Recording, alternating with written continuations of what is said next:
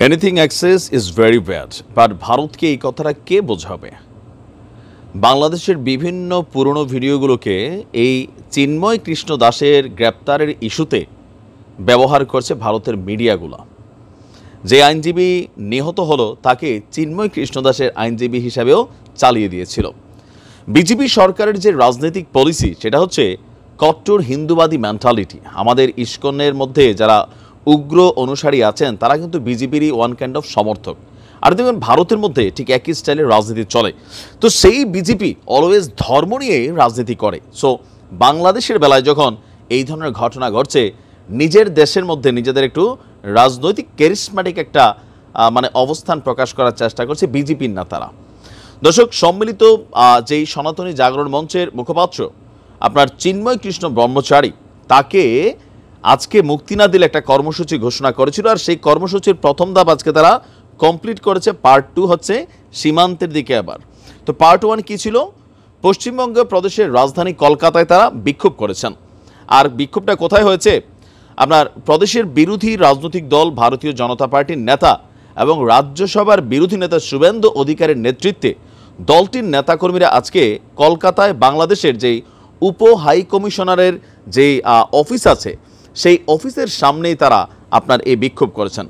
Times of India বলছে, ISKCON বাংলাদেশের পুরোহিত চিন্ময় কৃষ্ণদাসকে গ্রেপ্তারের প্রতিবাদে কলকাতায় এই বিক্ষোভ আয়োজন করা হয়েছে। এ সময় প্ল্যাকার্ড হাতে বিভিন্ন ধরনের স্লোগান দিয়ে বিজেপির নেতাকর্মীরা উপ হাই কমিশন অভিমুখে মিছিল করেন। বিজেপির নেতা অগ্নিমিত্র পাল বলছেন, আমাদের 8 জন বিধায়ক বাংলাদেশ হাই কমিশনের ভেতরে যাওয়ার অনুমতি পেয়েছেন। শুভেন্দু অধিকারী সহ আমাদের সীমান্ত এলাকার বিধায়করা হাই কমিশনে ঢুকবেন এবং বাকিরা বাইরে অবস্থান করবেন।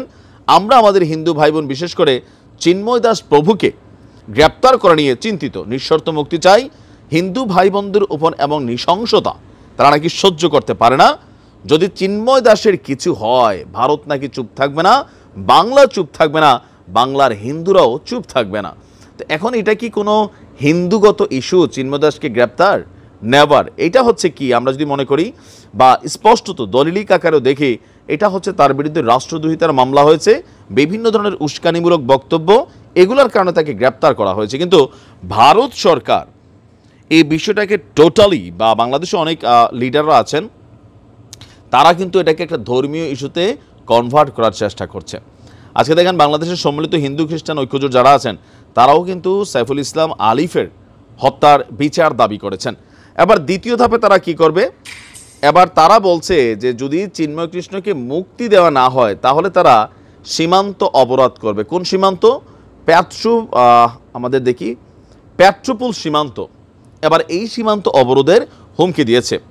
রোববারের মধ্যে যদি চিন্ময় দাসকে মুক্তি দেওয়া না হয় তাহলে সোমবার থেকেই ভারত বাংলাদেশের বৃহত্তম স্থলবন্দর পেট্রোপোল সীমান্তে অবরোধ শুরু করে দিবে বিজেপি। ওই দিন সকাল 10টা থেকে পেট্রোপোল স্থলবন্দরে ভারত থেকে বাংলাদেশের সমস্ত পণ্যবাহী বাস, ট্রাক আপনার চলাচল বন্ধ করা হবে। আর বিজেপির নেতা বলছেন সে নিজে এই ক্ষেত্রে নেতৃত্ব দেবে, যদিও সেক্ষেত্রে ছাড় দেওয়া হয়েছে যাত্রীবাহী বাসকে। তো সকল কিছু মিলিয়ে বিজেপি এই কার্ডটা খেলছে।